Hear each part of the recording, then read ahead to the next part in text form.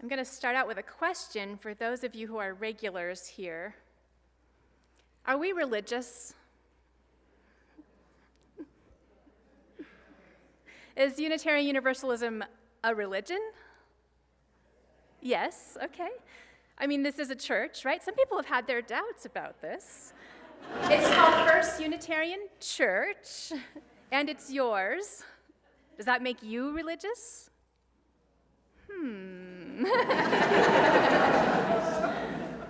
I'm guessing many of you do not describe yourself that way.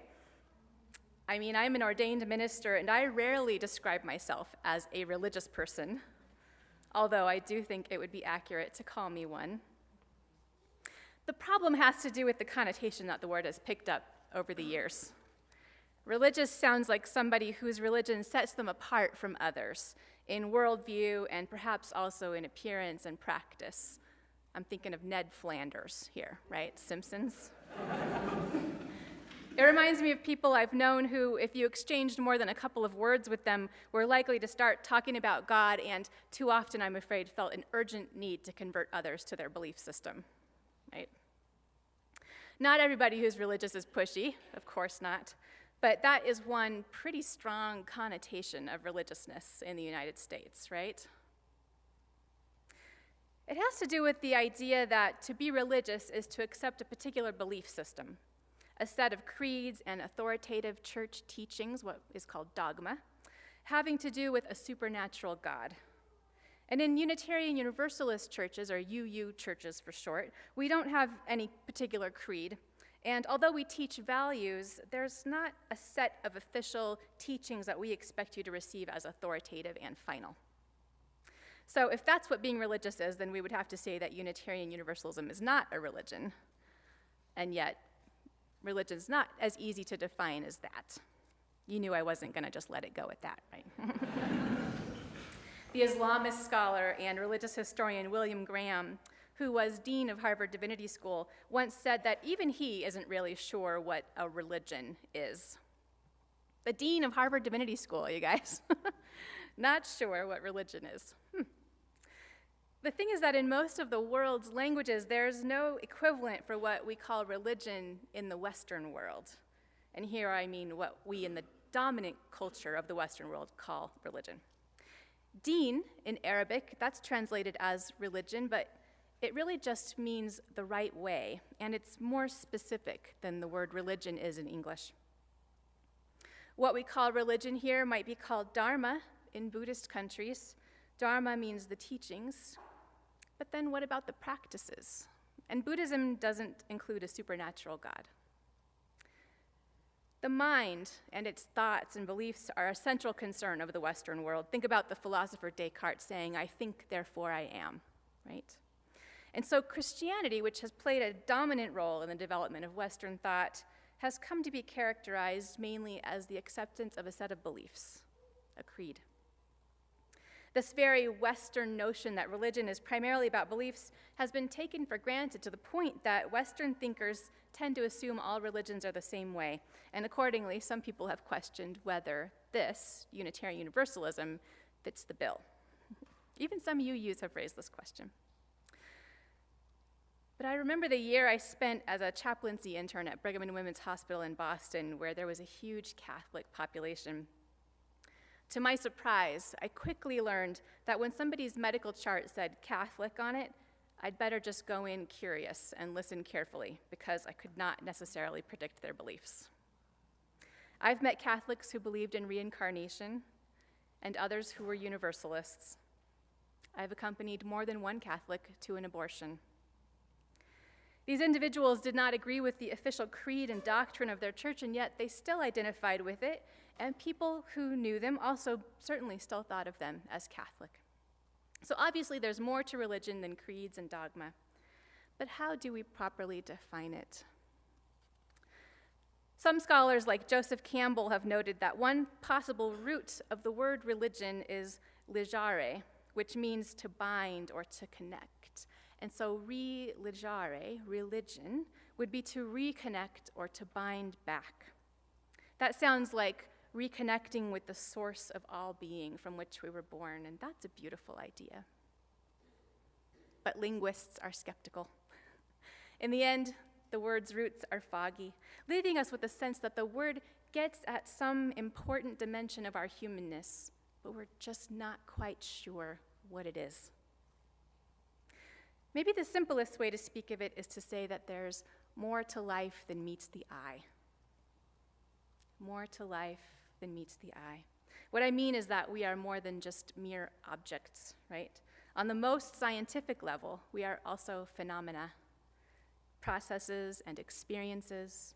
We think, imagine, remember, and love, and we make meaning. We're meaning makers. In order to thrive, we need to have a sense of what our lives are for. Sometimes we speak of this more than meets the eye as the depth aspect of life. That is what religion is about. And Unitarian Universalism is a religion, yes. And it might be that this makes you religious. I'll let you be the judge of that. For now, I'm going to turn from the question of what is a religion and are we one to the question of what kind of religion this is. Typically, for Unitarian Universalists, it feels a little easier to say what we aren't, like what we don't do or don't believe, than to say what we do believe, right? We don't have creeds. You don't have to commit to a certain set of unchanging beliefs in order to be a you. We don't preach that people are going to hell. We don't proselytize. We don't think a person has to become a Unitarian Universalist in order to be saved, although we would love it if they did become one. Sometimes I've heard the history of Unitarian Universalism told in a similar way, told in terms of all the things our religious ancestors rejected. It's like a parade of heresies. But I see it differently. So, imagine that I'm standing in front of a big chalkboard, right? And I'm going to write a big wavy line all the way across it. This is what one of my professors used to do when I was an undergraduate student. On the far right side, we have the present over here. By the way, backing up just a smidge, if you were here on March 6th, 2011, and you have a really good memory, you might recognize some parts of this sermon, which was adapted from the one I gave on that day. Moving backward through time, we have significant events in world thought, and especially in the development of Western thought. The Enlightenment, the Renaissance, Martin Luther, and Protestantism. We just celebrated the 500th anniversary of that last month. We have the Dark Ages and early Christianity, the life of Jesus, the Axial Age, when Confucius, Buddha, Lao Tzu, Zarathustra, Plato, Socrates, and the prophets of the Hebrew Bible all appeared on the world stage within 600 years of each other, changing history forever. And way over here, on the far left, we have prehistory. Over on this side, we have story, but not history. It's the time of the Garden of Eden, the time of Abraham and Sarah and Moses, and people living to be 200 years old, and Greek gods and other gods coming right down to the earth to get involved in human affairs. It's the time of the Enuma Elish, the Babylonian creation story, and the Epic of Gilgamesh, a Sumerian legend. And even further out, just beyond the reach of most human stories, is humankind's birth. The birth of the first humans on the African continent and those early, distant generations. And really, the line could go all the way up to Placidus with the time before humans appeared, right? We're just like this on the world's timeline. But we'll just stay with where we've existed. We don't know exactly at what point our human ancestors first began asking existential questions. We do know that archaeologists have discovered Neanderthal burial sites with precisely arranged tools, weapons, and other objects in them, not as though the person, or the Neanderthal, fell over dead with the items in their hands, but as though others who cared about them or about him or her, had thoughtfully arranged them during some kind of a burial ceremony. It seems to suggest belief in an afterlife. Why else would you bury useful tools and special objects with the dead? Neanderthals predated humans, so we don't know when humans began thinking that there's more to life than meets the eye, but we can guess that it was very, very early in the development of our species, when they noticed the solar and lunar cycles and how death and life were interconnected in the food chain and in the forests, when they began to experience love and give it a name. That's where the story of Unitarian Universalism begins. It's where the development of all faith and thought traditions begin, in the time of prehistory, of story, and of wondering about the source and the meaning of life. Those early questions evolved into many traditions, some of which are depicted on our mural behind me, because they're all valuable. Out of that beginning also came the stories and practices and ways of making meaning that would intertwine with the story and teachings of Jesus and be passed down and reinterpreted by each generation. If you keep following the lines of thought and tradition that blossomed from that time, so many of them, if you keep following them, eventually a few of them twist together and they form one strong thread over here, Unitarian Universalism.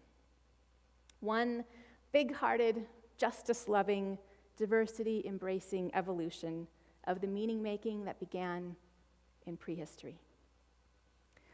Along the way, our UU threads weave through the history of Judaism and Christianity.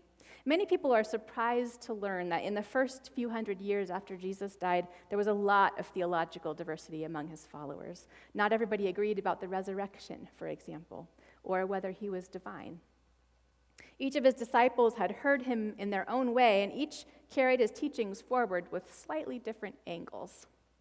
The stories about him that were eventually included in the biblical canon, the official Bible, are just the stories that were included in the canon. Many more were left out, some of which have been recovered and published in recent decades, like the Gospel of Thomas and the Gospel of Mary Magdalene. Eventually, a group of powerful men with powerful connections developed the Nicene Creed, a theology that involved, among other things, the idea of the Trinity and the existence of heaven and hell. Let us pause here to acknowledge that Unitarian Universalism challenges those points by its very name. Unitarianism is the idea that God, or our source, is one, and universalism is a belief that all will be reconciled with that source in the end. UUs tend not to believe in a literal physical place called hell. We do recognize that humans have found many ways to create hell on earth, sometimes for ourselves and sometimes for each other. If you wanted to describe our faith in its simplest terms, you could probably just use that.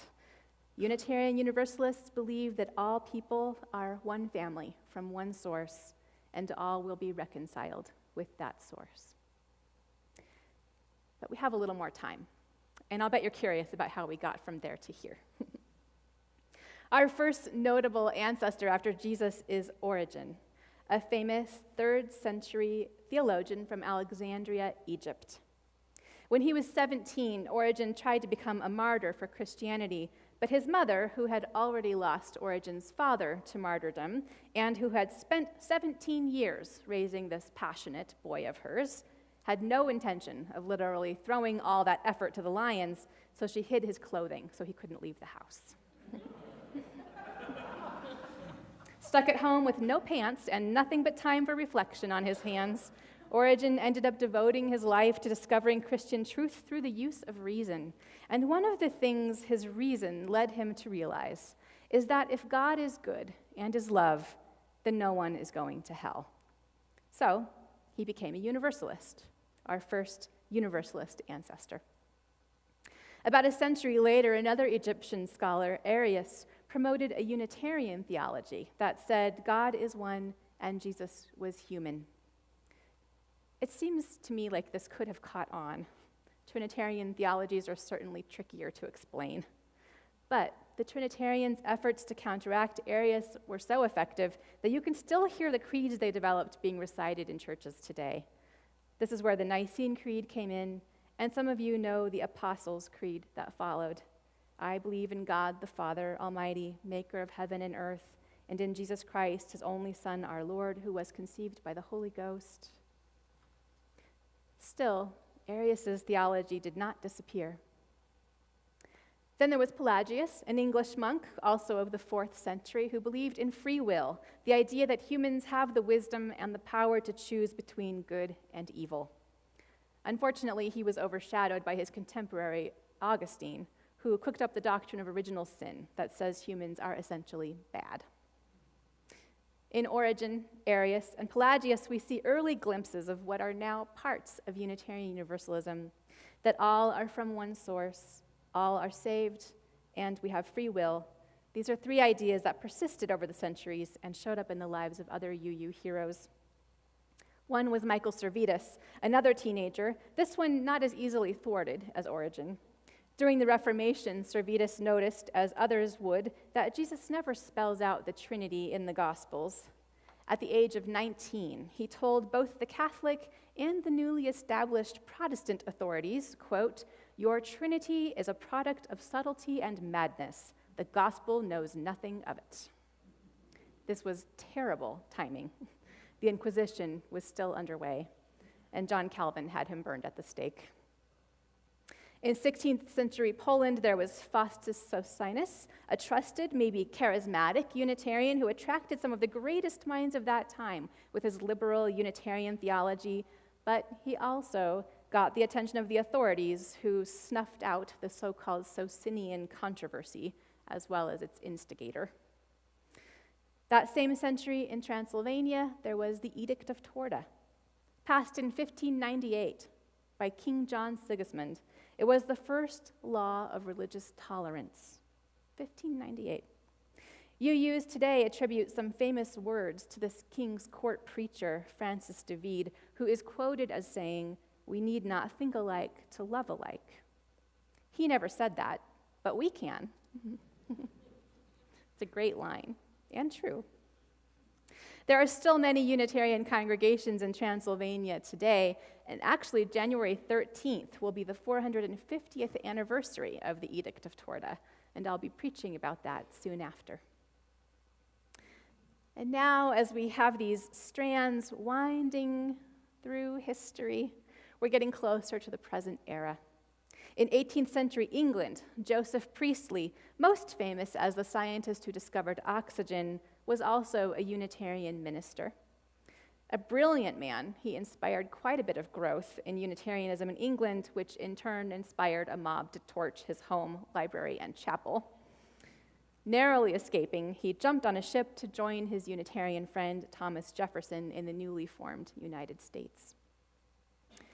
And around the same time, one of our most colorful UU ancestors, John Murray, also started out in England.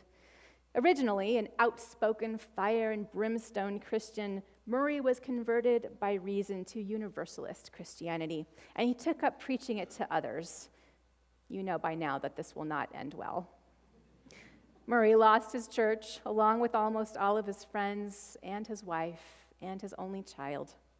After a stint in debtor's prison, the devastated Murray fled to America, and he vowed never to speak of Universalism again because it had cursed his existence so thoroughly. But as Murray tells the story, God had other plans. His ship got stuck in a sandbar off the coast of New Jersey. Murray wandered on shore, met a man by the name of Thomas Potter, who believed he had been instructed by God to build a chapel in the middle of nowhere, and he had built it. When he heard Murray had been a preacher in England, Potter felt certain that Murray was the man God intended that chapel for. "The winds won't loose your ship until you preach," Potter told him. Remember, Murray had sworn off preaching. They left it to divine providence. If the winds had not changed by Sunday, Murray would preach. They didn't change. And he went on to become known as the grandfather of American Universalism. Meanwhile, American Unitarians were doing their own thing, although they were not yet called Unitarians, or if they were, it was in a derogatory way. Instead, there was a handful of free-thinking congregational ministers in New England whose love of reason gradually led them to question literal interpretations of the Bible, as well as Puritan Calvinism. Calvinists, you may know, believed in predestination. They believed that God had already decided who was saved and who was damned, and since living an immoral life was a sure sign that you were one of the damned, Calvinists tried really hard to be good, to at least look like they were on the winning team, right? Liberal ministers like William Ellery Channing, Theodore Parker, and Ralph Waldo Emerson, on the other hand, believed in free will, like Pelagius. Soon, Emerson grew too radical for the Unitarians of his time, and eventually they refused to let him preach in Unitarian churches anymore. He had become a transcendentalist, along with the likes of Henry David Thoreau, as they say it in Concord, where Henry David Thoreau is from, Margaret Fuller, and Bronson Alcott, the father of Louisa May, who wrote the literary classic Little Women. Transcendentalists found the divine through nature and direct experience more than through scripture. Eventually, other Unitarians also came to regard the Bible as just one sacred text among many, a widely misunderstood source of ancient wisdom, but not of literal authority. And many UUs still feel that way today.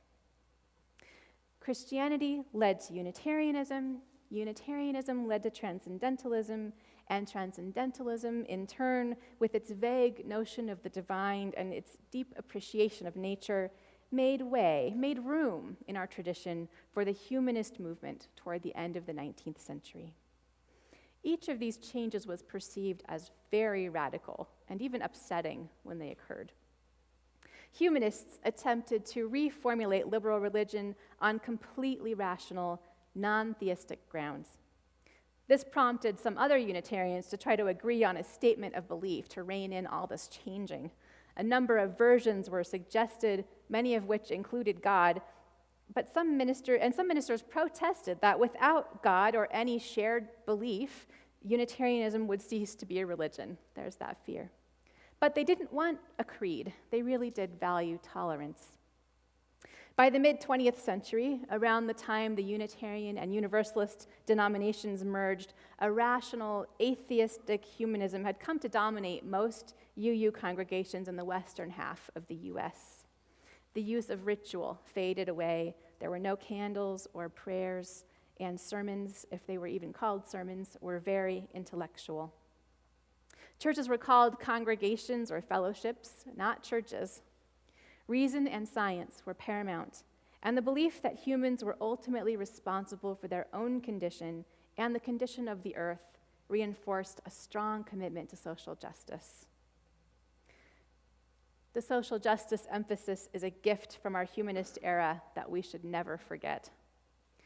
But from this period, we also learned that statements of disbelief can take on almost as much power as creeds sometimes.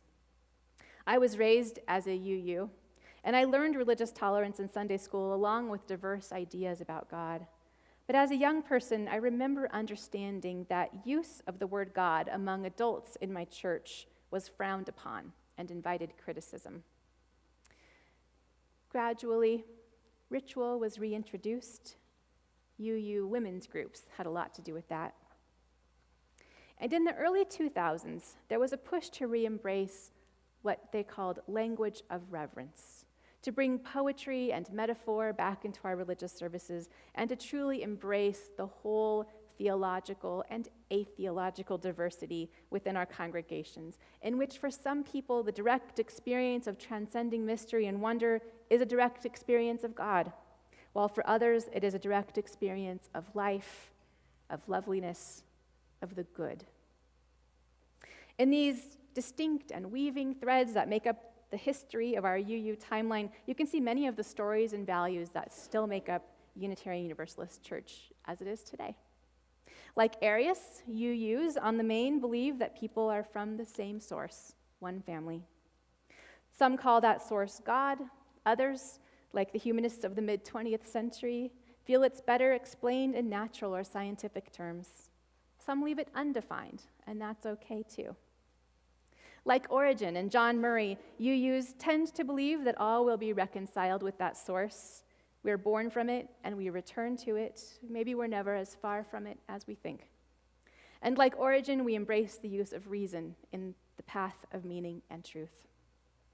You'll find that, like the Transcendentalists, UU churches draw much from the natural world and direct experience. You will have noticed by now that I'm using a lot of tend tos and on the main. That's because not all UUs believe the same things. We really don't have to think alike to love alike. You can disagree with me on theological points or other points and still be 100% Unitarian Universalist and a beloved member of this community.